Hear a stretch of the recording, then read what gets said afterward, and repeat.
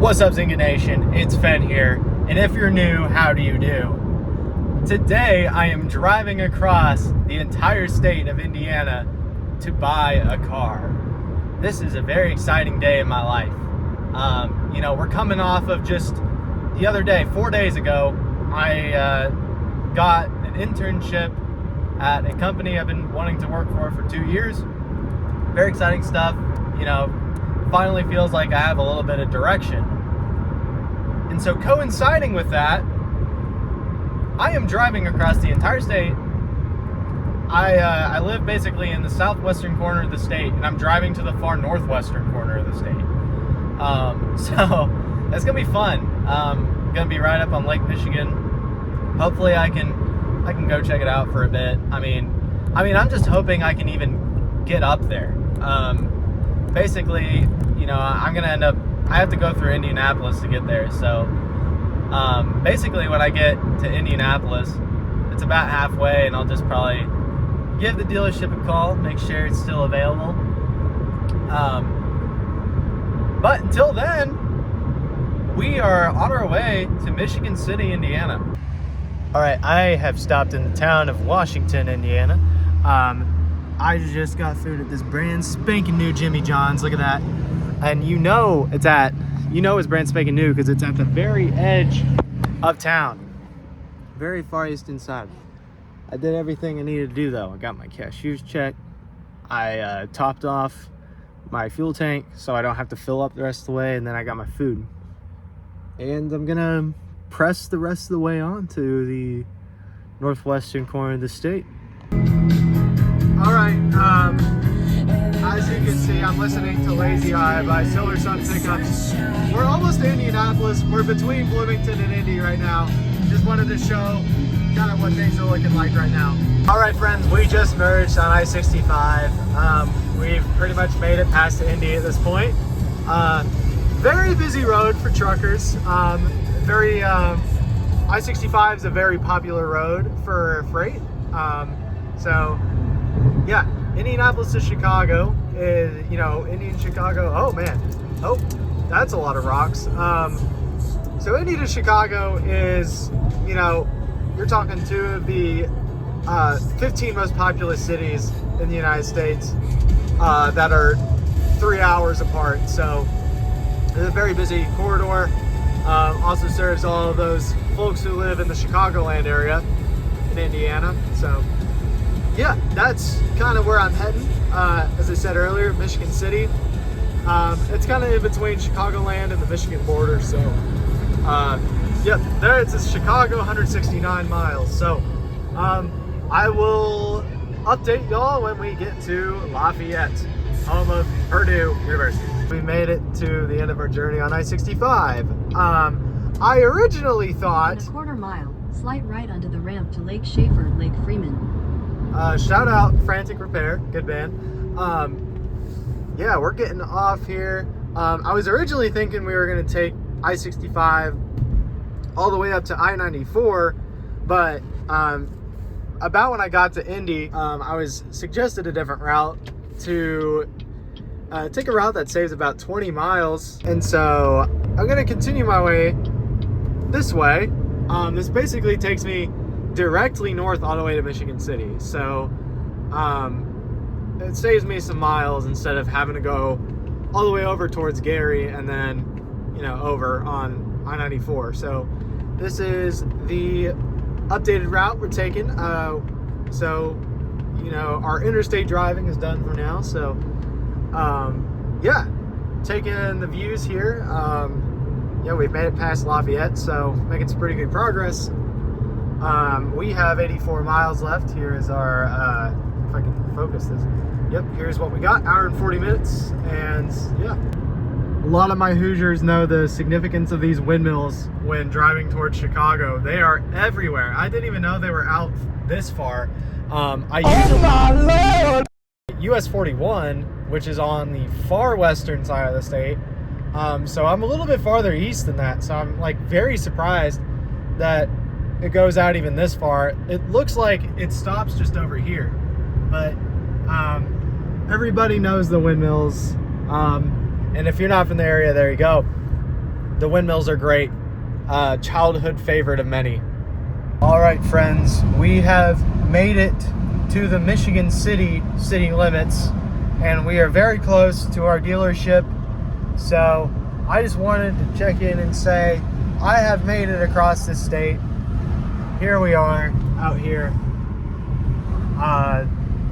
And yeah, hopefully get some photos and stuff. At and the light, turn left onto Cleveland Avenue. I'll let you know how it goes.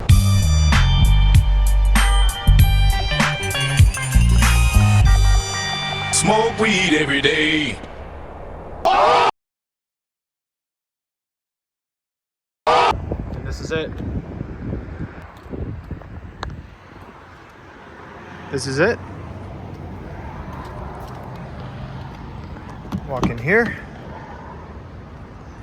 This is what it looks like. I've opened the trunk door so many times, I'm not gonna do that. Not gonna do that, but yep, here's the back seats, and then all the space back here. Get a front shot here. This is it. Oh my god. Yeah, look at that beauty. Oh my goodness. Yes. That is it. That is mine. And here they are together. Here they are. Look at this. There's the lake. There's the dunes. So I made it all the way to Lake Michigan for this car right here. This is great, man. I'm so happy I got to see it.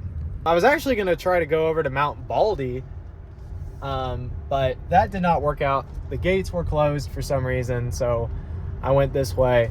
And look at this beautiful industrial park here. Yes, literally the entirety of like the freaking Lake Michigan shoreline in the Chicagoland area is like all in industry. It's like, dude, our ancestors were so greedy, man. Did not care about nature. Besides that little Washington Park Beach, shout out Michigan City. Yeah, sick, man. That was great to see. But now I'm gonna head my way home. I think I'm gonna go straight home tonight. Or if all else fails, I'm probably just gonna get a hotel on the way back. I'll find something eventually. But yeah, this car is awesome. Eventually, maybe when I get back home, I can give you guys a tour of the entire car. I mean, it's just a nice car. There isn't much to see, but it is very nice. So, all right. Yeah. Wow. What a day. What a day.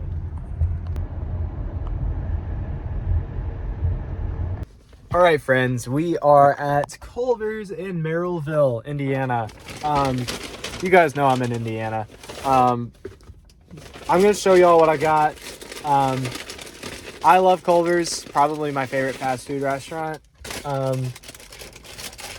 But yes, if you've never had it, you gotta have it. So these are the cheese curds. They're must have when you go to Wisconsin and Culver's. Yes. And then I got the double Culver's Deluxe.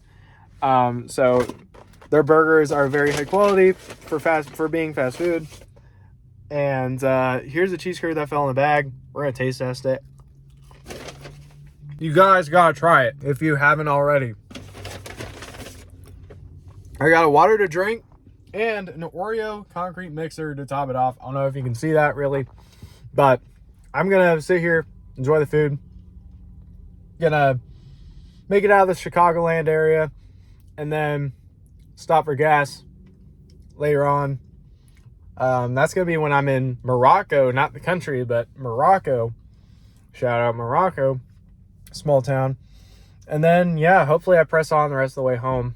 I'm gonna end up being home probably hopefully by 1:15 a.m. Or I might break down and book a hotel before I get there, possibly close to Terre Haute or something. If I make it past Terre Haute, I'm going the rest of the way home though. So yeah, just an update. All right, guys, so we are on US 41, making some decent progress. I am not 15 minutes from home. That is 15 minutes from where I'm stopping for gas. Right here is the road that my girlfriend used to take to go to her college. Goes out towards Momence in Kankakee, Illinois. But yeah, fun. I just crossed that. Anyways, Taro, 128 miles. Here's what's interesting about what's going on right now. We are under a tornado watch right now where I'm driving. And it sounds, I was just on the phone with my mom and she was saying that there are some tornadoes on the ground west of Kankakee, which I just crossed the Kankakee River earlier, so that and that road that goes out towards that way. So I'm basically directly east right now. And I'm stopping for gas in 14 minutes. So we're gonna see how things are looking. I'm definitely anxious to see. Now, I don't know if any of you guys follow weather, but quite literally in this area, there was an EF4 or EF3 tornado that crossed right over here in like Lake Village, like just south of Momence. Like it was basically, that whole system went through here. And it was the main tornado that day was the Kankakee tornado, and there's a lot of good footage of it. So I mean, if you want to check that out, you can. But that just happened last month. Now I'm crossing the same area, and there's a tornado watch right now. So I'm definitely being pretty cautious of what to expect. So, but the car's been so nice so far. We're to the easy part of the drive, so. I mean, it's just been really nice. It's so smooth, and yeah, I love this thing. All right, we are at Casey's Fill Up here in Morocco. Yep, this is my first fill up in the Sportage. To be honest, I don't know. I don't know how big the fuel tank is. I'll be honest. I should have checked. Well, like 15 gallons if I had to guess. And there's like 120 miles left, so I don't know. I'm putting $40 in it, like 10 gallons, 10 and a half gallons. Hopefully that's fine. We'll see where it gets us. So far so good with the weather. I'm thinking if I go straight home after this, I should be able to beat it, but obviously no guarantees.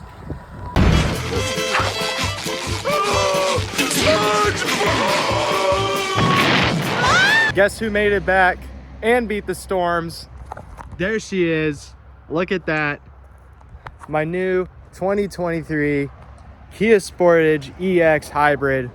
It is here, folks. It's got 33,500 miles on it.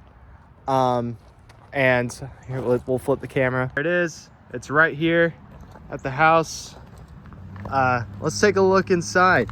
I know I kind of showed this a little bit earlier, but yeah, here's all the dash and everything. It's got that really cool gear switch where you turn it. So it's not super common in some vehicles, but this one has it. I've driven a car before that has this. Really cool. So this dashboard right here, this shows all kinds of buttons. Once you turn the car on, you'll see that. And something interesting I've learned about this car is, you know, Hyundai and Kia are both South Korean cars, so they actually use like the same technology, a lot of the same sounds. Like, it's very interesting, and I'll show that in a bit. But we're gonna climb back here in the back seat. Again, I love this color, navy blue. It's like my favorite color. Sorry, Abby, if you're watching this. My favorite color is not purple. I lied about that. But yeah, sorry that, oh my gosh, the 0.5 quality on iPhone still sucks. But yeah, very spacious back here. You know, it's a 5-seat SUV. But the main thing, you got the USB-C charging ports in the seat. Yep, very cool looking door handles here. And no rear climate control, but I mean, you still got air back here. That's what matters. So yep, got little seats here, or seat pockets, and a little storage there. Cup holder, nothing super special on that, but yeah, cool. This is like the view back here, and you can see me. Yes. And finally, we're gonna climb in the back. So I want to touch on the fact that the main reason why I got an SUV was to be able to haul my music equipment more easily, because I eventually want to start going on some runs with my bands. And so having this car, a very reliable car, is huge. Get some good gas mileage, especially in the city, with it, operating between, it's a hybrid, so it's operating between gas and electric. Anyways, we're gonna open this. Yeah, so look at all that space back there. Got some just stuff that I kind of laid there, but it's got some extra mats.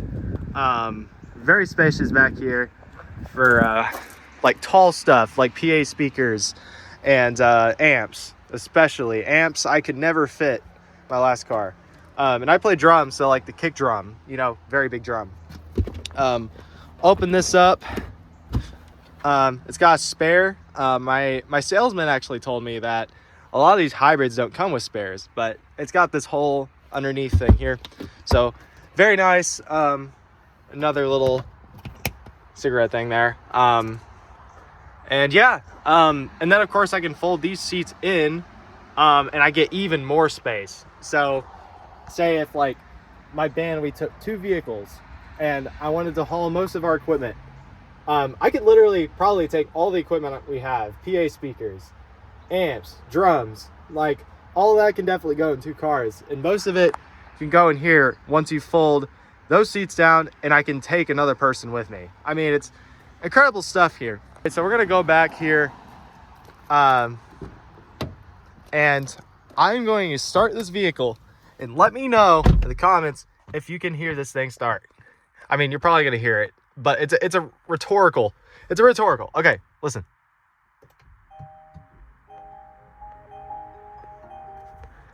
Did you hear anything outside? I didn't. Here, let's try it again. We're gonna roll the window down.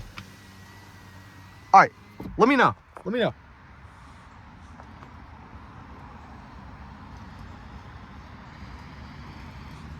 Did you hear anything? Because I didn't. Holy, I mean, it's ridiculous. And that's part of the operation between electric and gas. So, when it turns on, it's basically operating as an electric, as you can see. Some little dash stats right there. Yep. So like that, idle. This is where you can see how it operates in the hybrid mode, is on this little dash stat. Oh, well, my car actually just went into gas mode. I felt it in the brakes, and I heard it outside, like, woo. But yeah, I mean, at least when you turn it on, it's like, dang. It's like, it's literally just the battery. There's no like, gas ignition or anything. But now you can hear stuff outside. Yeah, you can hear it outside. As I said earlier, here's all the climate control stuff.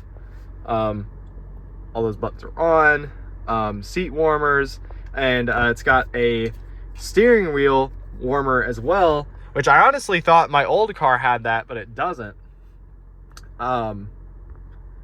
But yeah, cool stuff, man. We can check out everything here. It's got navigation, Apple CarPlay, Android Auto, and other stuff like Bluetooth and all that. So it's got a very so the sound system, honestly, it could be better.